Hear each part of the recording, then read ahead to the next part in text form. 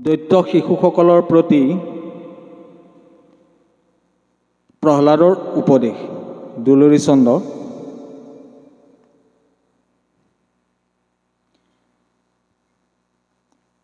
নাৰদ বদতি ধৰ্ম মহামতি শুনা পাছে যেন ভৈল শুক্ৰৰ তনয় কামে বৈশ্য হুয়া আপোনাৰ গৃহে গৈল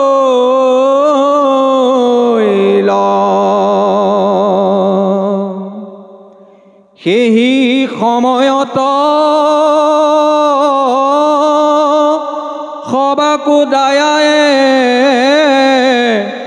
দৈত্য শিশু সমস্তত মহাপুণ্যৱন্ত প্ৰহ্লাদে কহন্ত ভাগৱত ধৰ্ম যত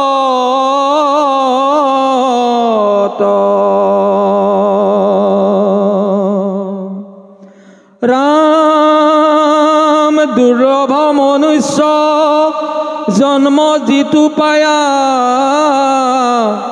বুদ্ধিমন্ত যেবে হয়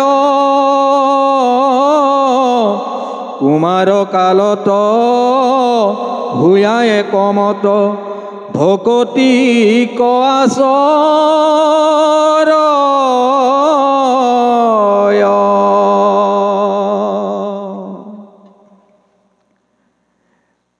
মনুষ্য জনমে ধৰ্ম অৰ্থ কাম মুখকো পাৰে দিবাক হেন জানি যত ভকতি কৰোক যাৰ ইচ্ছাই তৰিবাক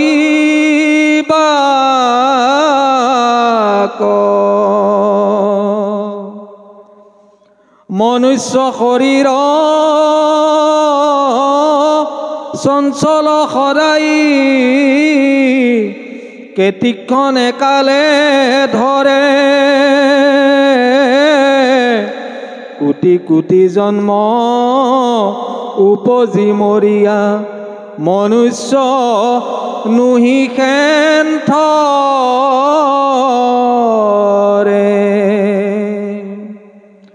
এমত দুৰ্লভ জন্ম পায়া যিটো ভকতি কআচৰুক কাম্য কৰ্ম যত মিছা হেন জানি তাক বাঞ্ছা নকৰুক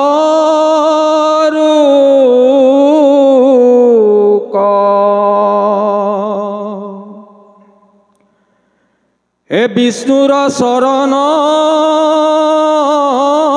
স্মৰণ তপৰে পুৰুষৰ লাভ নাই যিমান শকতি হৰি কুমৰুক মনুষ্য জন্মে সদায়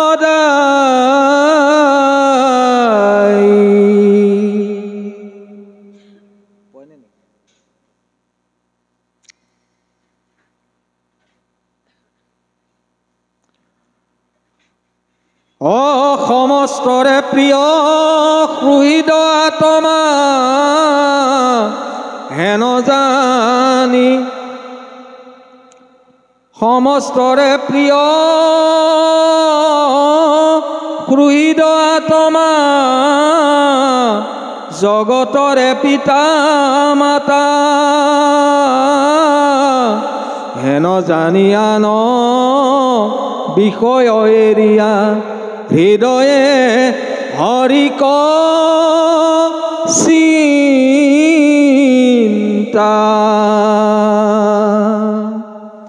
ৰাম বুলিবা ভাগ্যৰ উদ্যম এৰিবে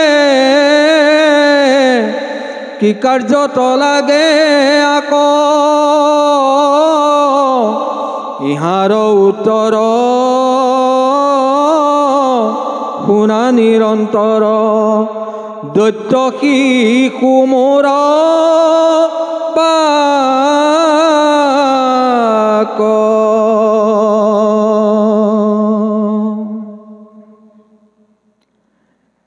ৰাম পশু শৰীৰতো ইন্দ্ৰিয়ৰ সুখ সমস্ত দেহতে পাৱে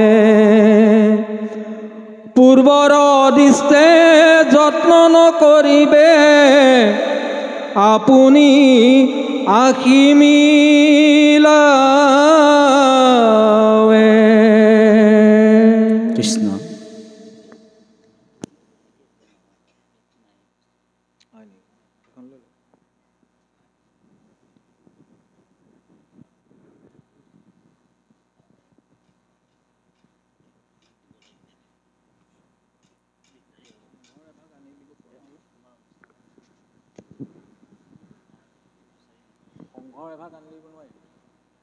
কৃষ্ণ কৃপালু বাপাই সমস্ত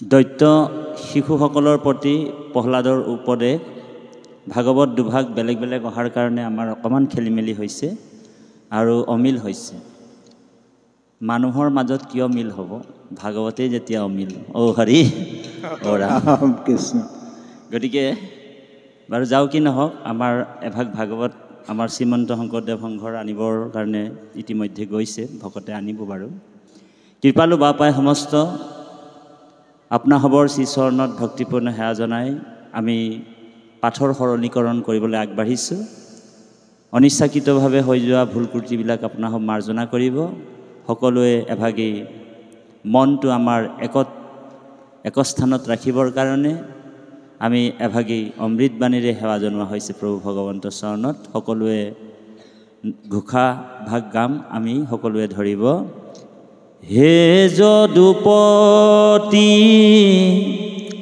মই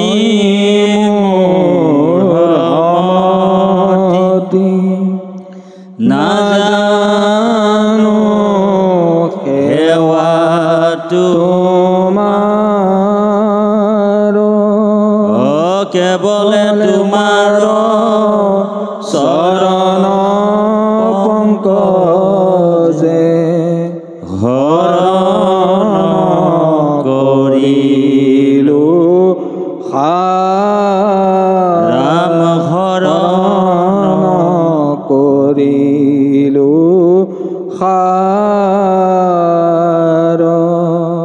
কৃষ্ণ পঞ্চভূতে নানা শৰীৰ স্ৰজিয়া প্ৰৱেশী তাতে লীলায় কৰণত শোভন যিটো নাৰায়ণ প্ৰণামো তাংক সদায় ৰাম প্ৰণামো তাংক সদায় অনন্তকোটি ব্ৰহ্মাণ্ডৰ পৰম অধ্যক্ষ অনন্তকোটি ব্ৰহ্মাণ্ডৰ পৰম নায়ক অনন্তকোটি ব্ৰহ্মাণ্ডৰ পৰম অধিকাৰী সৰ্বদ্ৰষ্টা সৰ্বস্ৰষ্টা যোগেশ্বৰ মহেশ্বৰ পীতাম্বৰধাৰী নাৰায়ণ কমল নয়ন গোপীবল্লভ গোপীনাথ ভগৱান কৃষ্ণৰ অভয় পদ পংকজ কমলত সৰ্বপ্ৰথমে কোটি কোটিবাৰ ভক্তিপূৰ্ণ সেৱা জনোৱা হৈছে কৃষ্ণ যিটো মহামতী গুৰুজনা হৰি ভক্তি পন্থ উপদেশ দিয়া দুখময় সংসাৰ পাৰ কৰে তেনেহেন শ্ৰী গুৰুৰ শ্ৰীচৰণত লক্ষ লক্ষ হাজাৰ হাজাৰ কোটি কোটিবাৰ ভক্তিপূৰ্ণ সেৱা জনোৱা হৈছে কৃষ্ণ আজি এই পৰম বৈকুণ্ঠ ধাম আমাৰ পৰম শ্ৰদ্ধাৰ আমাৰ পৰম সুহৃদ শইকীয়া বাপৰ গৃহত তেৰাৰ একমাত্ৰ কন্যাৰ জন্ম দিৱসৰ উপলক্ষে বৈকুণ্ঠৰ পুৰাণ সূৰ্য মহাভাগৱত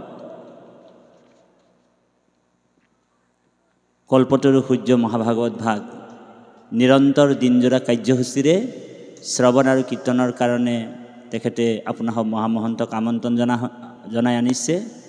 আমি সৰ্বপ্ৰথমে বাপজনলৈ আৰু তেৰা সমস্ত পৰিয়ালবৰ্গক ভক্তিপূৰ্ণ সেৱা জনোৱা হৈছে। সুস্বাস্থ্য আৰু দীৰ্ঘায়ু কামনা কৰা হৈছে।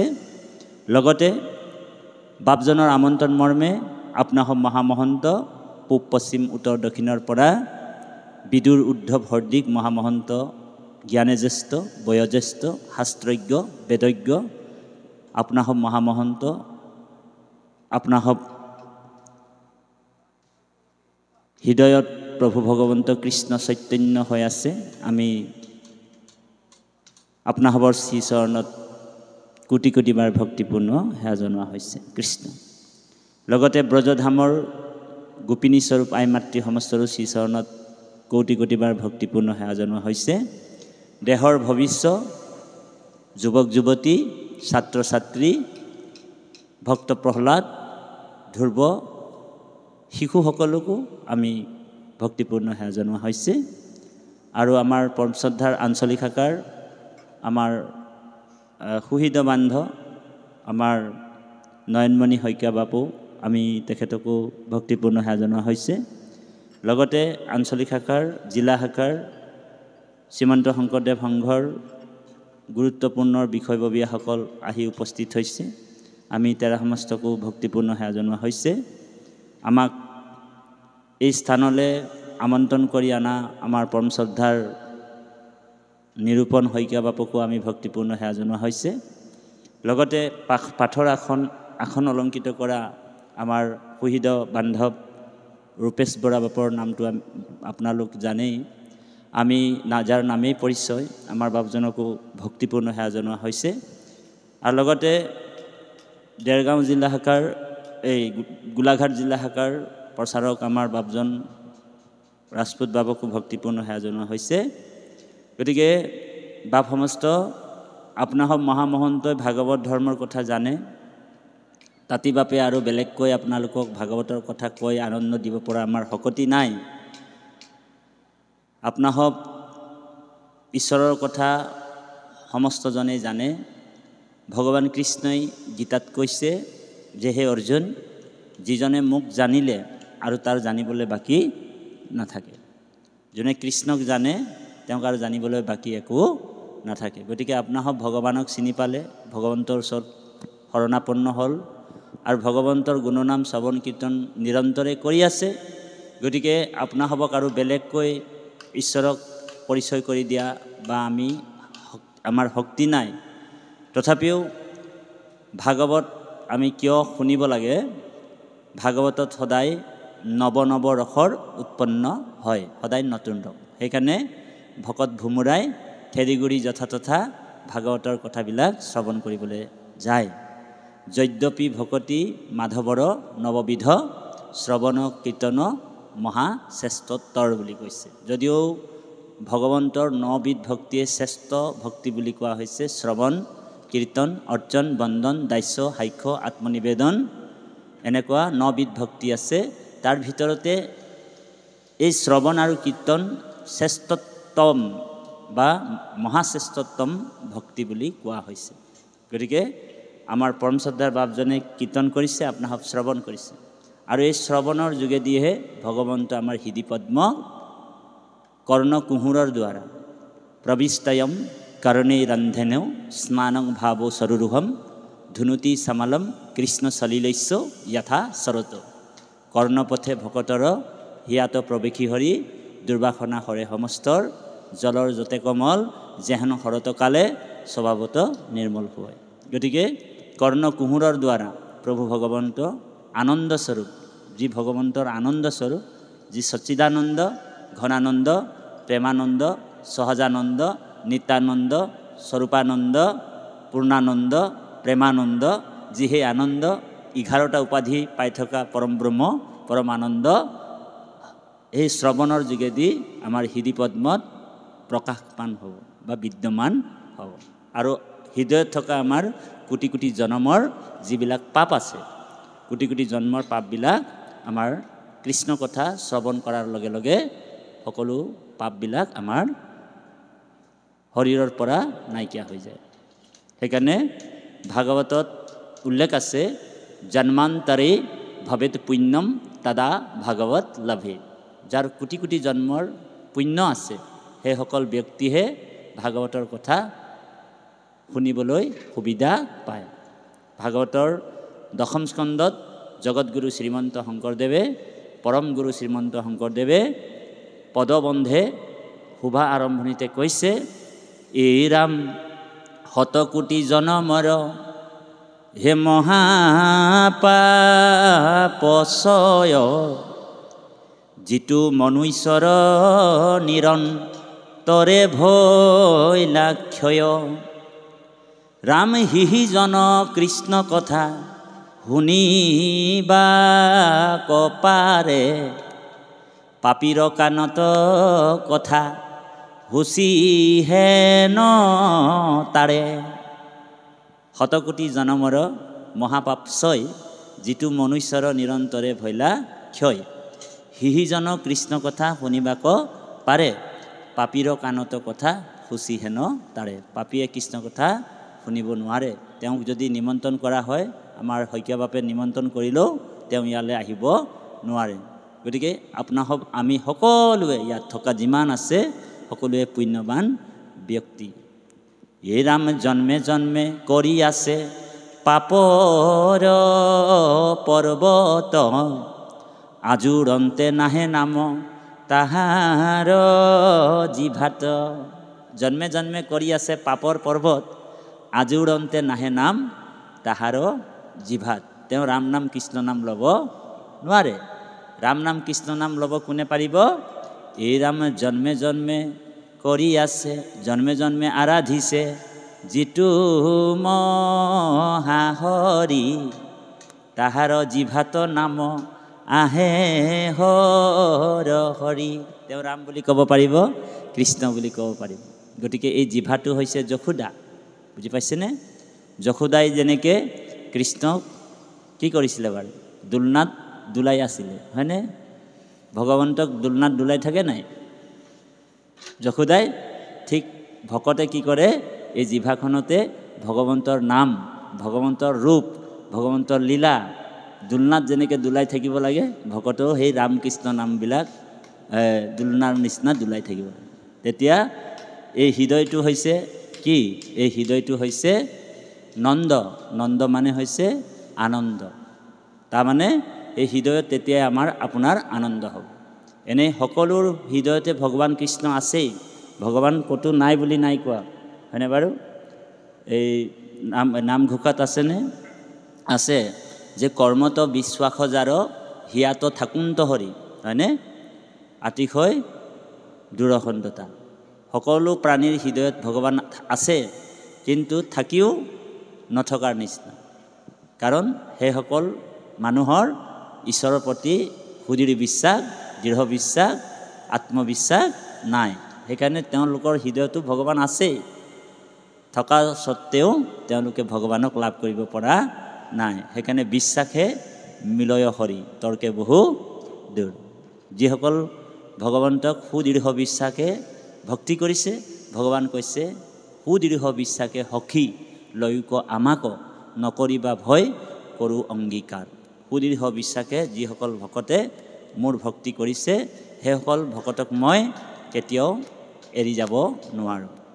সেইকাৰণে সংস্কৃত শ্লোকত কৈছে যে মই তিনিজন ভকতৰ বা তিনিজন ব্যক্তিৰ হৃদয় এৰি যাব নোৱাৰোঁ। সেই তিনিজন কোন কোন?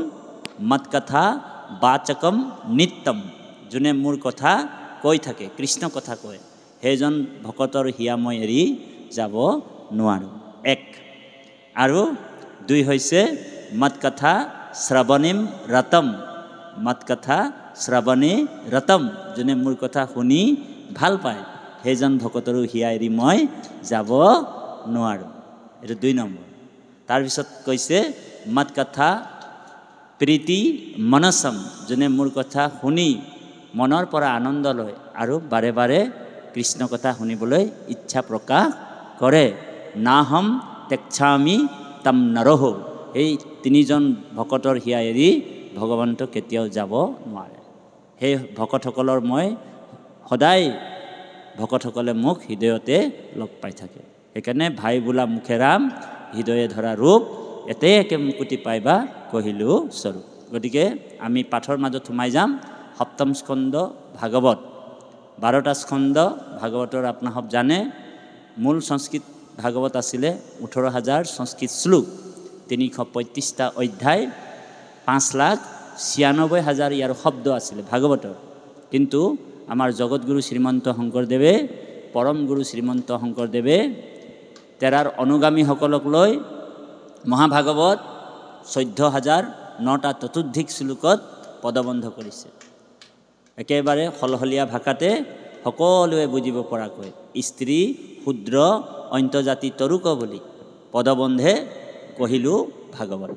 এই ভাগৱত ভাগ সকলোৱে পঢ়িব পাৰিব, শুনিব পাৰিব, বুজিব পৰাকৈ সলসলীয়া ভাষাৰে, সাৱলীল ভাষাৰে ভাগৱত ভাগ আমাৰ কাৰণে, অন্তজাতি পতীত সকলোৰ কাৰণে এই ভাগৱত ভাগ আমাক সকলোকে কৃপা কৰি এই পৃথিৱীত গুৰুজনাই আমাক আগবঢ়াই দিছে।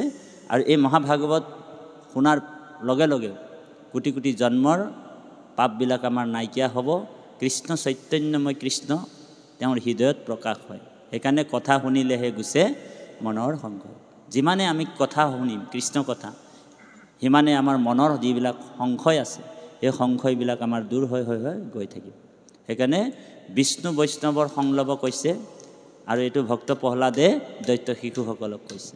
বিষ্ণু বৈষ্ণৱৰ সংলয় বা প্ৰথমত গুৰু মানি শুশ্ৰূষা কৰিবা ভালমত। এতিয়া দৈত্য শিশুসকলক কি উপদেশ দিছে?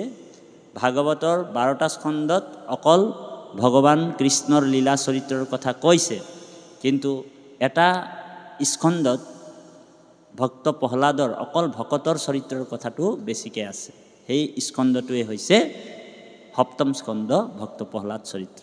ইয়াত অকল ভকতৰ বেছিকৈ চৰিত্ৰৰ কথা আছে, ভগৱানৰ চৰিত্ৰৰ কথাটো অলপ কম আছে।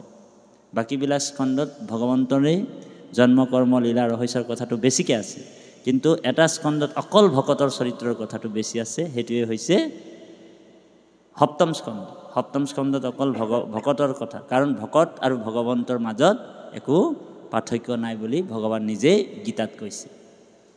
কি বুলি কৈছে অৰ্জুনক? হে অৰ্জুন, মই হৰি জগতৰ বৈশ্যময় ভকতৰ। মই হৰি জগতৰ বৈশ্যময় ভকতৰ।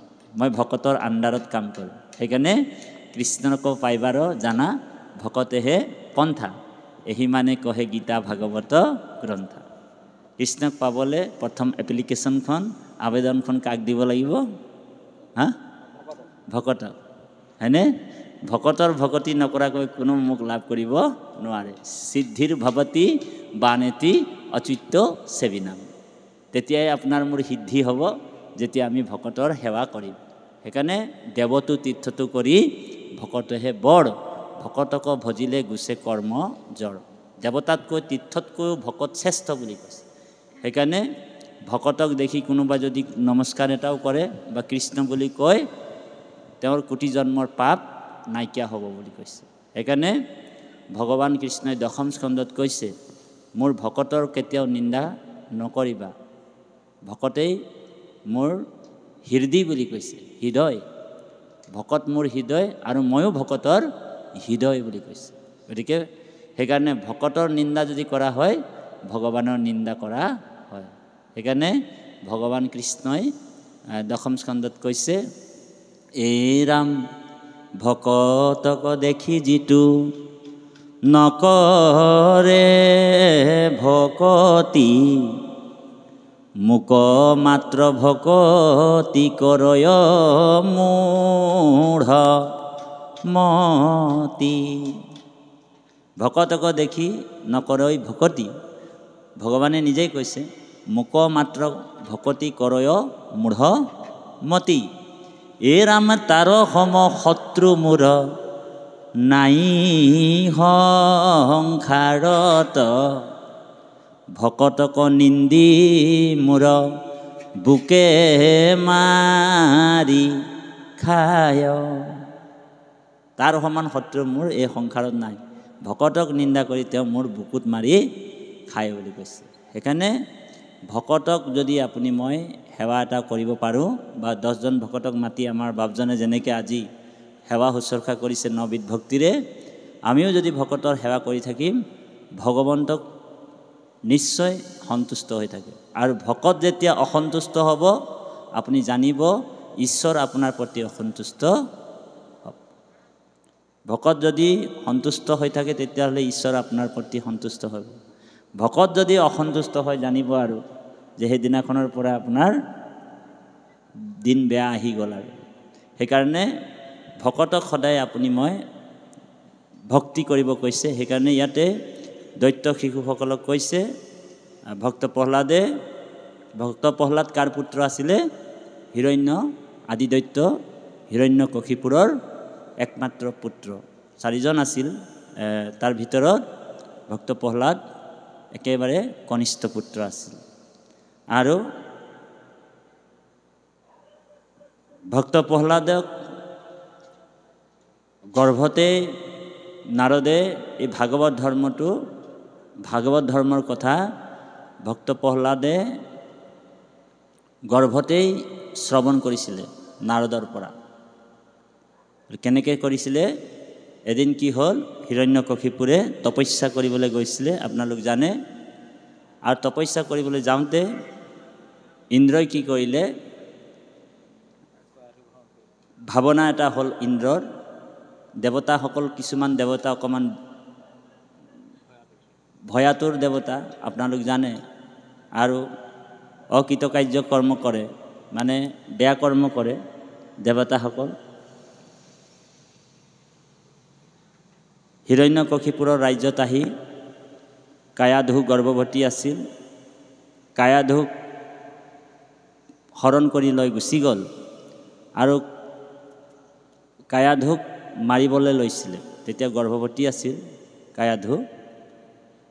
তেওঁ ভাবিলে ইন্দ্ৰই, যদি মই এই হিৰণ্যকশিপুৰৰ বীজটোক যদি নাইকিয়া কৰি পেলাম, তেতিয়া আৰু মোৰ শত্ৰুও কমি যাব, আৰু লগতে এই বাৰ্তাটো হিৰণ্যকশিপুৰ শুনি তেওঁ হয়তো মৃত্যুবৰণ কৰিব বুলি সেই আশা বান্ধি ইন্দ্ৰই কি কৰিলে, কায়াধুক আকাশ মাৰ্গত লৈ গৈ থাকোঁতে দেৱঋষি নাৰদ লগ পাইছিল।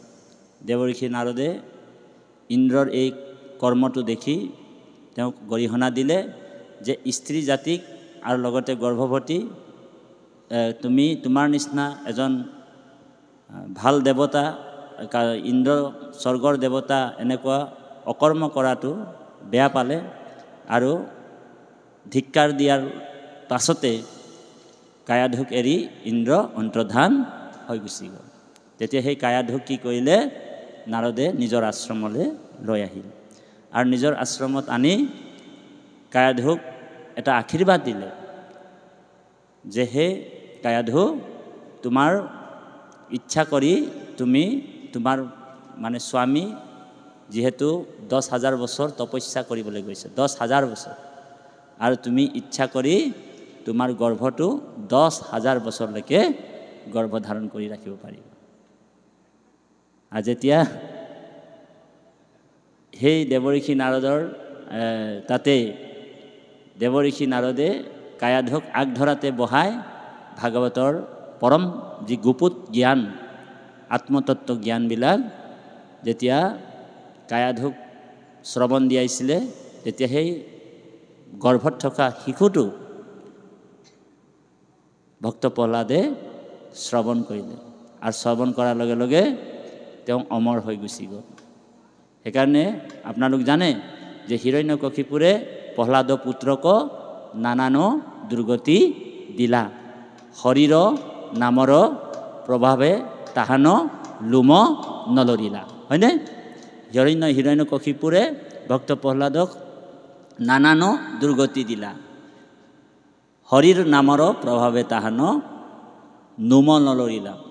কাৰণ হৰিৰ নামটো হৈছে মৃত্যু সঞ্জীৱনী। সেইকাৰণে যিসকল একান্ত ভকত হয় হৰি নামত আশ্ৰয় যিসকল ভকতে কৰে তেওঁলোকক আৰু বেলেগকৈ তাবিজৰ দৰকাৰ হয়নে নহয় কি তাবিজ পিন্ধি থাকে জানেনে ভকতসকলে বোলে ৰামকৃষ্ণ নাম অভেদ কবচ সদায় যিটো জন পিন্ধই তিনি গুণ বৃত্তিছয় অস্ত্ৰৰ প্ৰহাৰে তাকো নিবিন্ধয় বুলি কৈছে সেইকাৰণে ভকতে কাকো ভয় নকৰে ভকতৰ ভয় আছে কৈত ভকতৰ কাকো ভয় নকৰে প্ৰভুৱে ৰাখিলেও ৰাখিব প্ৰভুৱে মাৰিলেও মাৰিব ৰাখে হৰি মাৰে কোন মাৰে হৰি ৰাখে কোন এই কথাবিলাকে ইয়াত আলোচনা হ'ব দৈত্য শিশুসকলক ক'ব নাৰদ বদতি ধৰ্ম মহামতী শুনা পাছে যেন ভৈল শুক্ৰৰ তনয় কামে বৈশ্য শুয়া আপোনাৰ গৃহে গৈ লওঁ শুক্ৰৰ তনয় সন্দা আৰু অমৰ্ক দুজন এই দুজনে কি হ'ল নিজৰ কৰ্মত ব্যস্ত হৈ যেতিয়া ভক্ত প্ৰহ্লাদক পঢ়াই আছিলে শিশুসকলক পঢ়োৱা দায়িত্বটো আছিলে ভক্ত প্ৰহ্লাদসকলৰ গুৰু কোন আছিল সন্দা আৰু অমৰ্ক হিৰণ্যকশিপুৰে কৈছে যে সিহঁতক দৈত্যৰ যি শিক্ষা বামানয় শাস্ত্ৰ সেইসকলক পঢ়োৱা ল'ৰা ছোৱালীবিলাক এই জ্ঞানটো দিবৰ কাৰণে দুজন শিক্ষাগুৰুক ৰাখিছিলে এজন হৈছে সন্দা আৰু এজন হৈছে অমৰ্ক এই দুজনক দায়িত্ব দিছিলে তাৰপিছত যেতিয়াই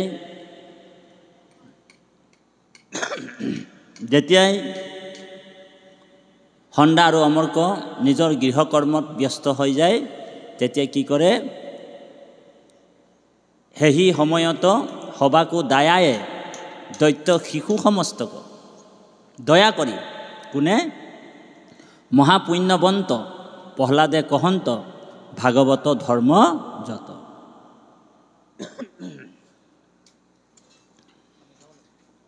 ভাগৱত ধৰ্মৰ কথাটো যেতিয়াই গুৰুসকল গুচি যায় শিশুসকলক একত্ৰিত কৰি বহুৱাই লয় চাৰিওফালে আৰু ভাগৱত ধৰ্মৰ কথাবিলাক ক'বলৈ আৰম্ভ কৰে কি বুলি কৈছে দৈত্য শিশুসকলক কৈছে দুৰ্লভ মনুষ্য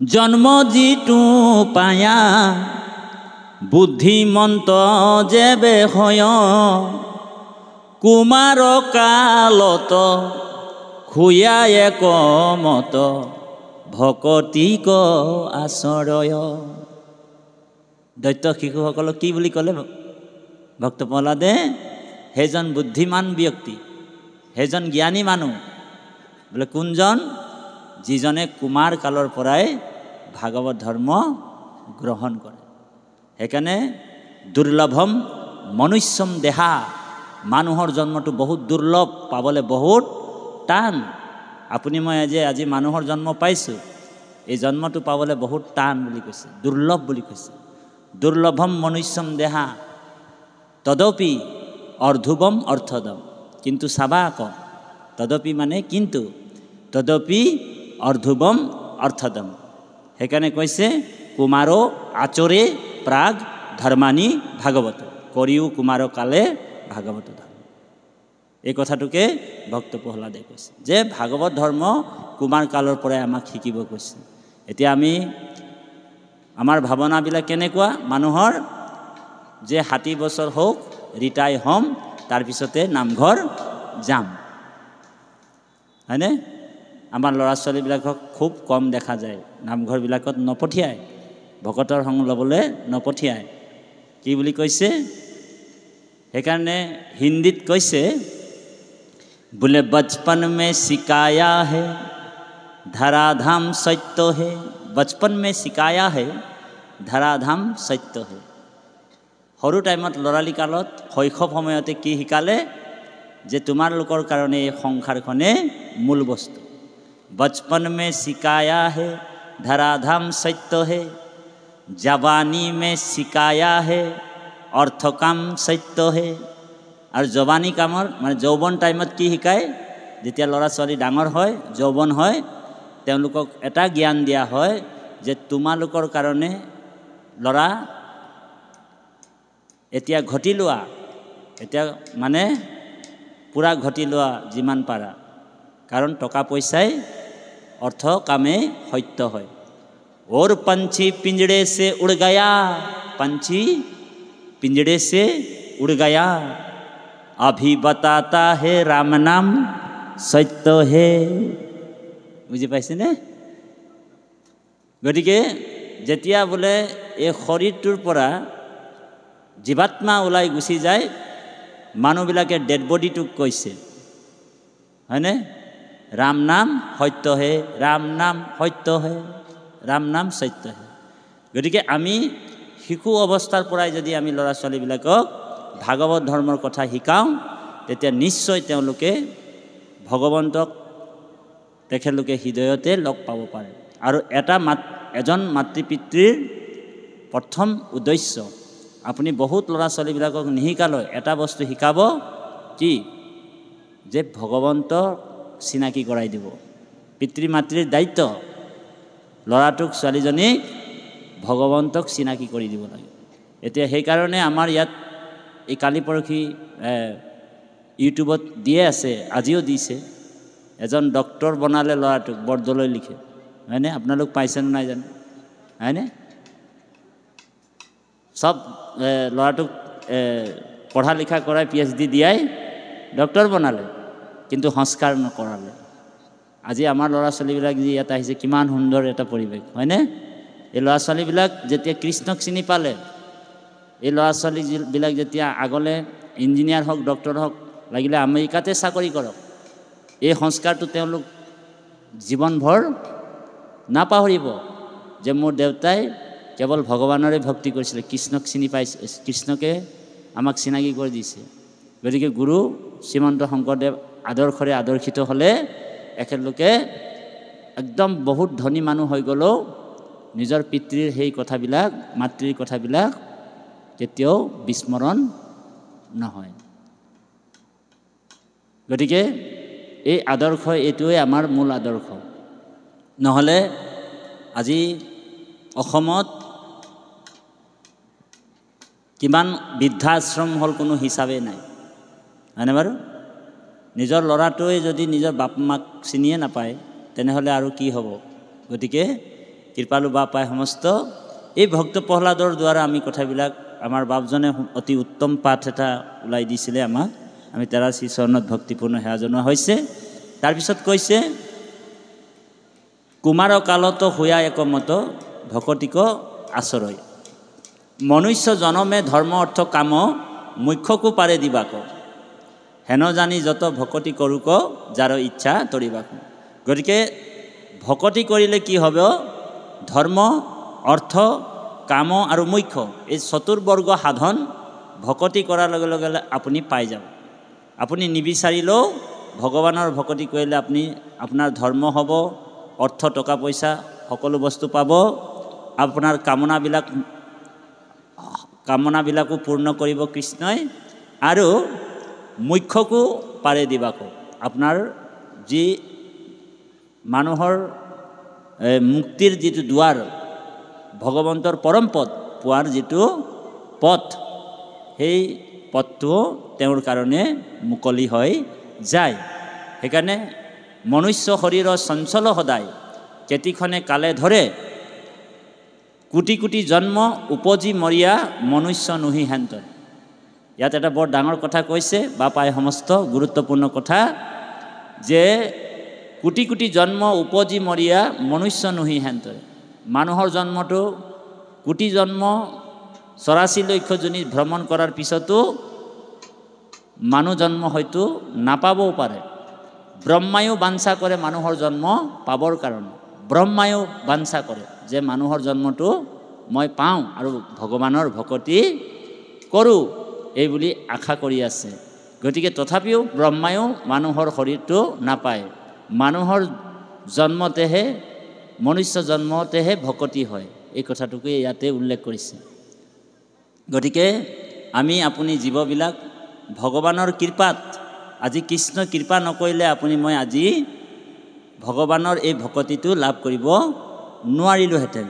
সেইকাৰণে ইয়াতে কৈছে, এমত দুৰ্লভ জন্ম পায়া যিটো ভকতিক আচুৰুক, কাম্যকৰ্ম যত মিছা হেন জানি তাক বাঞ্ছা নকৰোক।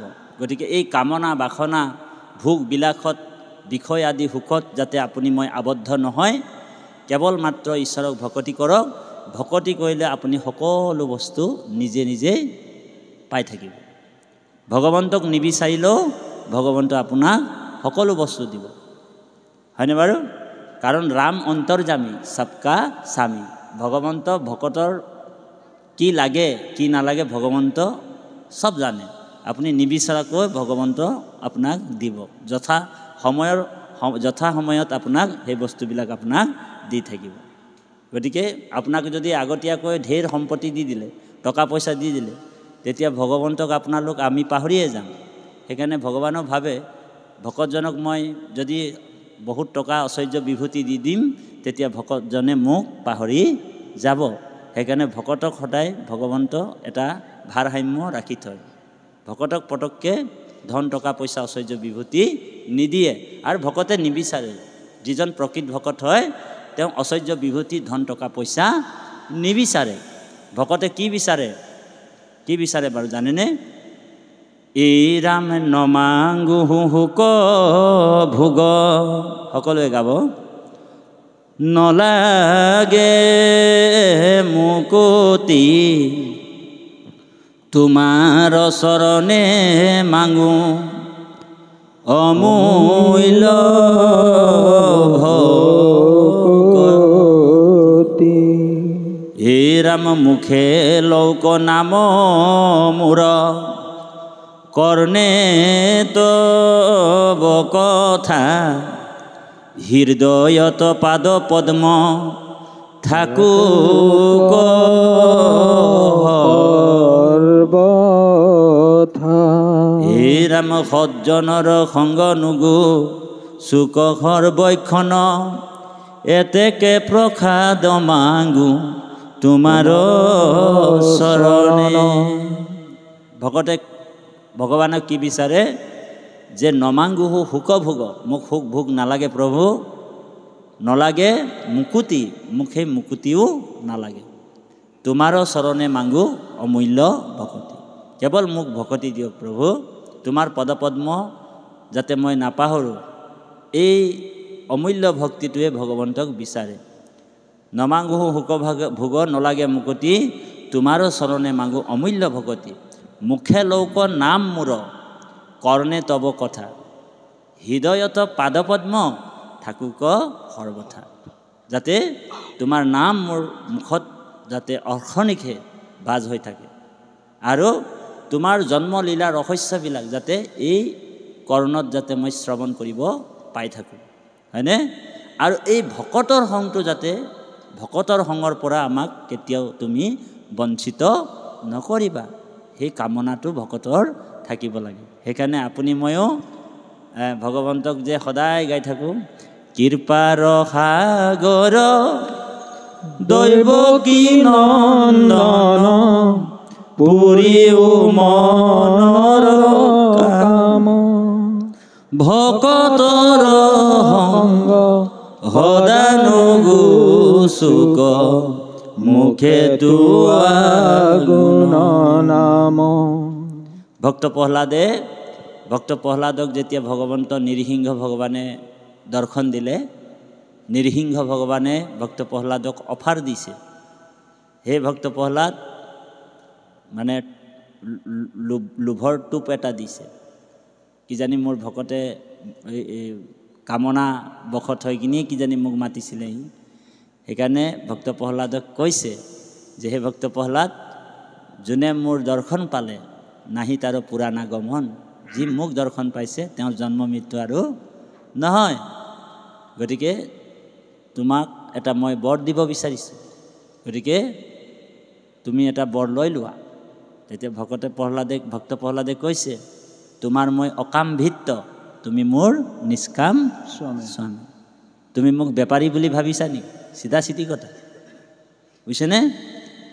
ভগৱান নিৰসিংহক কৈছে, প্ৰভু এইটো বাণিজ্য নহয়, বেপাৰ নহয় প্ৰভু, মই অকাম ভিত্ত, তোমাৰ অকাম ভিত্ত, আৰু তুমিও মোৰ নিষ্কাম স্বামী।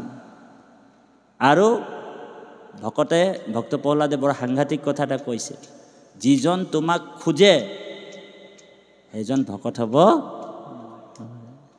যিজন তোমাক বিচাৰি থাকে দেই, এইটো বৰ ডাঙৰ দৰ্শন ভক্ত প্ৰহ্লাদ। যিজন তোমাক বাৰে বাৰে খুজিয়ে থাকে সেইজন তোমাৰ ভকত হ'ব নোৱাৰে। সেইকাৰণে তোমাৰ অকামময় ভিত্ত, তুমি মোৰ নিষ্কাম স্বামী। গতিকে এনেকুৱা এটা বৰ লাগে প্ৰভু, আছে নেকি তোমাৰ ওচৰত? বোলে কি বৰ? য'ৰ পৰা মোৰ বোলে কামনাবিলাক উৎপন্ন হৈ আছে, এনেকুৱা এটা কলহ, ইয়াত এটা ডাঙৰ কামনা সোমাই আছে, কামনাৰ কথাবিলাক ইয়াৰ পৰাই উৎপন্ন হৈ আছে, হয়নে? তোমাৰ চৰণটো, পদকমলটো যাতে ঢাকোন দি দিয়া, যাতে মোৰ কামনাবিলাক আৰু উৎপন্ন নহয়, এনেকুৱা এটা বৰ দিয়া। বুজি পাইছেনে? সেইকাৰণে ভক্ত প্ৰহ্লাদে ইয়াতে কৈছে, মনুষ্য শৰীৰ চঞ্চল সদায়, কেতিখনে কালে ধৰে, কোটি কোটি জন্ম উপজি মৰিয়া মনুষ্য নহিহন্ত। 84 লক্ষ যোনি অতিক্ৰম কৰাৰ পিছত জীৱই যেতিয়া ভাগৰি যায়, স্থাৱৰ বিংশতি লক্ষং জলজম নৱলক্ষণ কুৰ্মাঞ্চ ৰুদ্ৰ লক্ষঞ্চ দশ লক্ষঞ্চ পক্ষীনাম 30 লক্ষঞ্চ পশুনাম চতুৰ্লক্ষণ বানৰ তত্ত্ব মনুষ্যানম প্ৰাপত্যন্তে কৰ্মণা সাধয়তে।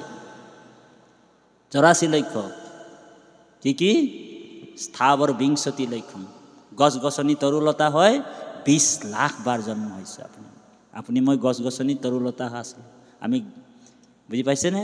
গছ গছনি তৰুলতা হয় আমি কিমান দিন জন্ম হ'লোঁ? 20 লাখ বাৰ। স্থাৱৰ 20 লক্ষম জলজম নৱলক্ষণ, জলত আমি জলৰ মানে মাছ ভেকুলী এনেকুৱা কিবা কিবি হয় 9 লাখ বাৰ জন্মগ্ৰহণ কৰে। জলজম নৱলক্ষণ কুৰ্মাঞ্চ ৰুদ্ৰ লক্ষঞ্চ 11 লাখ বাৰ কাছ জাতীয় উভচৰ প্ৰাণী হয় জন্মগ্ৰহণ ল'লোঁ। বুজি পাইছেনে?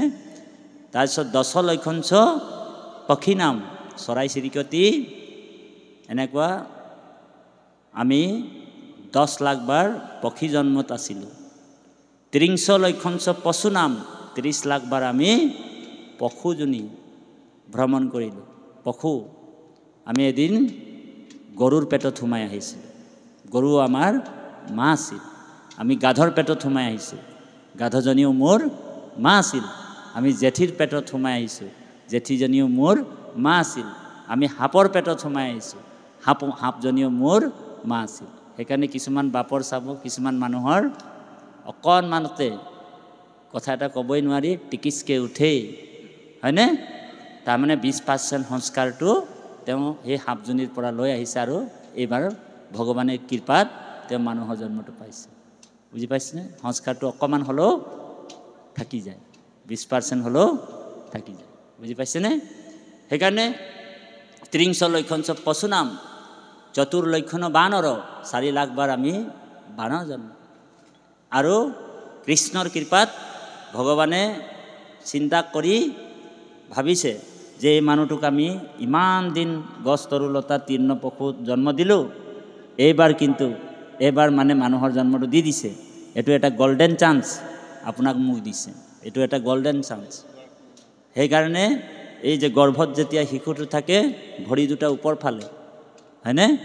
আৰু মূৰটো তল ফালে এনেকৈ স্তুতি কৰি আছে। আপোনালোক আল্ট্ৰাচাউণ্ড কৰিব, ধৰা পৰে গৰ্ভত এনেকুৱাই থাকে 9 মাহ 10 দিন, কোনোবা 9 মাহ 10 দিন, কোনোবা 10 মাহও থাকি, আৰু ভগৱানকে ধ্যান কৰি থাকে, প্ৰাৰ্থনা কৰি থাকে। জীৱাত্মাটোৱে কি বুলি প্ৰাৰ্থনা কৰে সকলোৱে গাওঁ। য়ে যাদৱ যদুনন্দন, য়ে মাধৱ মধুসূদন, তুমি নিত নিৰঞ্জন নাৰায়ণ, তোমাত লৈলো শৰণ। এইবাৰ কৰোণাময় হৰি কমলাপতি, মোৰে নচাৰিবা নাৰায়ণ। এ অৰুণ চৰণতলে হৰি কমলাপতি, সৈতে সৈতে পখিলো শৰণ। এ হৰি চৰণত শৰণ লৈলো, এ হৰি নাৰায়ণ। এ মানৱী জনম সফল কৰিলো, এ হৰি নাৰায়ণ। গোপাল গোবিন্দ যদুনন্দন, কৃষ্ণৰ চৰণে লৈলো শৰণ। কৃষ্ণ জীৱাত্মাটোৱে কৈছে যাদৱ যদুনন্দন, মাধৱ মধুসূদন, তুমি নিত্য নিৰঞ্জন, তোমাক লৈলো শৰণ। ইবাৰ কৰুণাময় হৰি কমলাপতি, এইবাৰ কিন্তু মোকে নাই ছাড়বি প্ৰভু, হয়নে? গতিকে মই অকণমান আদিবাসী কথাবিলাক দুই এটা জইন কৰিম, আপোনালোক বেয়া পাব নেকি বাৰু? হয়, গতিকে আৰু অসমীয়া শব্দবিলাকো মোৰ ইফাল ইফাল হৈ যায়, কাৰণ আপোনালোক জানে তাঁতিবাপ কণামুচৰি মানুহ বুলি, হয়নে বাৰু? গতিকে অকণমান আপোনালোক পোনাই ল'ব বুলি আশা ৰাখিছোঁ। এই জীৱাত্মাটোৱে কৈছে যে ইবাৰ কৰুণাময় হৰি কমলাপতি, মোৰে নচাৰিবা নাৰায়ণ, এইবাৰ কিন্তু মোক নেৰিবা প্ৰভু, কাৰণ তোমাৰ কৃপাত আজি আপুনি মই। এইটো কাৰণে জীৱাত্মাটোৱে তাতো শৰণ লৈছিলে, আৰু আপোনাৰ আমি কৃষ্ণৰ কৃপাত আমি আমাৰ যিটো আনুষ্ঠানিক শৰণ আজি আমাৰ শৰণ হৈ গ'ল, হয়নে বাৰু? সত্যে সত্যে পখিলো শৰণ। সেইকাৰণে শৰণ লোৱাৰ পিছত আপুনি ৰাম কৃষ্ণ ভগৱন্তৰে গুণনাম শ্ৰৱণ কীৰ্তন একশৰণ ধৰ্ম পালন কৰি আছে, হয়নে? শৰণ আপোনাৰ মোৰ বেভিচাৰ হৈ যাব নেকি, এই কথাটো অকণমান মন ৰাখিব লাগে, মনত কথাটো ৰাখিব লাগে। শৰণটো সদায় আমি কৃষ্ণৰ ওচৰতে লৈ আছোঁ আৰু লৈ থাকিব লাগিব। বচনে কেৱলে মাত্ৰ হৰিত শৰণ লয়া, চিত্তই আন দেৱক ভজয়। আমি বোলে বচনে যদি শৰণ লৈছোঁ, মৌখিক যদি শৰণ হয়, তেনেহ'লে মৌখিকভাৱে কিছুমানে শৰণ লয়, হয়নে? বোলে বচনে কেৱলে মাত্ৰ হৰিত শৰণ লয়া, চিত্তে আন দেৱক ভজয়। হৰিত আৰু সন্তোষ নহয়, ঈশ্বৰে তাক বেয়া পাব। বোলে মৌখিকভাৱে শৰণ ল'লে, কাৰ ওচৰত ল'লে? কৃষ্ণৰ ওচৰত, আৰু কোনো নাই দেখা বুলি এক ঘটি পানী যাই কৰে শিৱ মন্দিৰেও ঢালি দিয়ে। এনেকুৱা শৰণ হ'লে আমাৰ নহ'ব। শৰণ কেৱল ঈশ্বৰৰ ওচৰত আপুনি মই লৈছোঁ যেতিয়া, সেই ঈশ্বৰত শৰণ লৈ কিনে আমি ঈশ্বৰকে ভজিব লাগিব, তেতিয়াহে ঈশ্বৰ দয়া কৰি এই যে দুৰ্লভ দেহাটো পালোঁ, নৰতনুটো পালোঁ, ভাৰতবৰ্ষত পালোঁ, দুৰ্লভ মনুষ্য জন্ম পাই কিনি আমি ভাৰতবৰ্ষত হৰিক যেতিয়া ভজিম, এই 84 লক্ষ জনীৰ পৰা আপুনি মই উদ্ধাৰ হ'ম। পুনৰপি জনম পুনৰপি মৰণম পুনৰপি জাঠৰি জাননী ছায়ানম, আৰু আহা কৰিব নালাগে, গৰ্ভযাতনা আৰু ভুগিব নালাগে। সেইকাৰণে আপুনি মই এইটো সদায় চেষ্টা কৰি আছোঁ যে হে প্ৰভু, আৰু মই কিমান গৰ্ভত সোমাম, হয়নে? গৰ্ভৰ যন্ত্ৰণাবিলাক কেনেকুৱা, যেতিয়া শিশুটোক 10 মাহ 9 মাহ এনেকুৱা গৰ্ভত থাকে, আপুনি মই সকলোৱে দেই, মাকৰ পেটৰ পৰাই ওলোৱা, মাকৰ পেটত একেবাৰে মানে বিষ্টামূত্ৰই সনাই পিটিকাত সোমাই আছিল, হয়নে? ইয়াতে আপুনি মই কিবা এটা মলমূত্ৰৰ গোন্ধ পালে চিচি চুচু কৰি থাকোঁ, কিন্তু 9 মাহ 10 দিন মনত ৰাখক, 9 মাহ 10 দিন এনি টাইম মলমূত্ৰৰ গোন্ধ পাই আছিল। তেতিয়া সেই কাপোৰৰ ব্যৱস্থা আছিল নেকি বাপ সমস্ত? নাছিল। আৰু এনি টাইম মলমূত্ৰ গোন্ধ পাই আছিলোঁ। মাকে 5 মাহত বোলে 5 মাহলৈকে এই শৰীৰটো, এই যিটো ওপৰৰ ছালটো 5 মাহলৈকে সৃষ্টিয়ে নহয়, 3 মাহ আত্মাটো মানে জীৱাত্মাটো লৰচৰ হয়, 3 মাহত পায়। এইটো কপিল চৰিত্ৰত আছে। 5 মাহত এই ছালটোৰ সৃষ্টি হয়। যেনেকৈ আপোনালোক ব্ৰইলাৰ মুৰ্গী খায় নহয়, ব্ৰইলাৰ মুৰ্গী যেনেকৈ দোকানবিলাকত বিক্ৰী কৰে, এটা চৰিয়াত ছালটো যেতিয়া মানে চেলিয়াই কিনি যে চৰিয়াটোত ৰাখি থয়, ঠিক তেনেকুৱা আমাৰ শৰীৰটো মানে শিশুটোৰ হৈ থাকে গৰ্ভত। মাকে নিমখ খায়, জ্বলা খায়, ডাইৰেক্ট টাচ হৈ যায়, আৰু গৰ্ভত চটপটাই যায় শিশুটো। অকণমান কটা ঘাট নিমখ লাগি গ'ল কেনেকুৱা হয়, হয়নে? আৰু গোটেই বডিটোৱে যদি তেনেকুৱা হয়, সেইকাৰণে জীৱাত্মাটোৱে গৰ্ভতে মূৰ্ছা যায়, হয়নে? মূৰ্ছা যায় বুলি কৈছে। আৰু মূৰ্ছাৰ পৰা যেতিয়া কিছুমান চাব গৰ্ভৱতী মহিলাৰ শিশুটো লৰচৰ নকৰে, তেতিয়া আপোনাৰ ডক্টৰৰ ওচৰত দৌৰ মাৰে, ডক্টৰে গৰম বেজী এটা দি দিয়ে, তেতিয়াহে আকৌ চেতন আহে, হয়নে?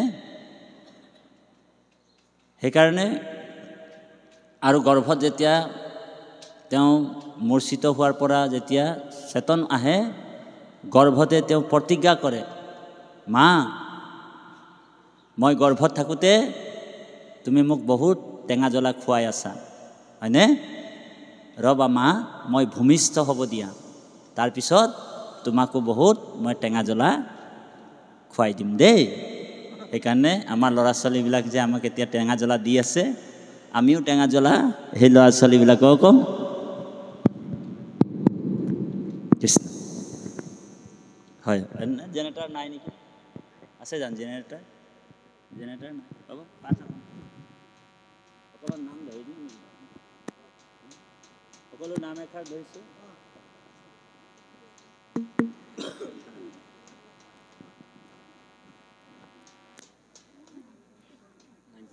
গম পাবনে কৃষ্ণ কৃষ্ণ গতিকে আমাৰ পৰম শ্ৰদ্ধাৰ বাপজন পাঠভাগী অকণমান আগবঢ়াওক তাৰপিছতে আমি নাম এষাৰ ধৰাৰ পিছত কাহিনী এটা ক'ম তাৰপিছত ভক্ত প্ৰহ্লাদৰ চৰিত্ৰৰ ওপৰত যথেষ্টখিনি আছে ব্যাখ্যা আমি আগবাঢ়িম বাৰু কায়াধু কেনেকৈ গৰ্ভৱতী মানে গৰ্ভত থাকোঁতে কেনেকুৱা এজন হিৰণ্যকশিপুৰ দৈত্য আছিল আৰু সেই দৈত্যজনৰ শিশুটোনো কেনেকুৱা ভাগৱত হ'ল মহাভাগৱত হ'ল ইয়াৰ ওপৰত কথাবিলাক ক'ব আছে আমাৰ বাপজনক পাঠভাগী অকণমান আগবঢ়াই নিবলৈ সেৱা জনোৱা হৈছে কৃষ্ণ শ্ৰদ্ধাৰ বাপ সমস্ত আইমাতৃ সমস্ত আমি আৰু এজোকা পদ মাতি আমি পাঠৰ আসন আমি এৰিম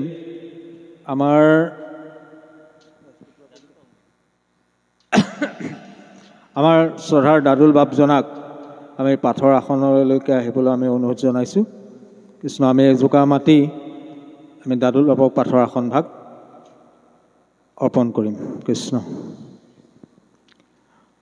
দুখ কলাগিয়া যেহেন পুৰুষে একো যত্ন নকৰয় তথাপিতো আনি মিলায় দৈবে অন্তে দুখে দুখ নপায়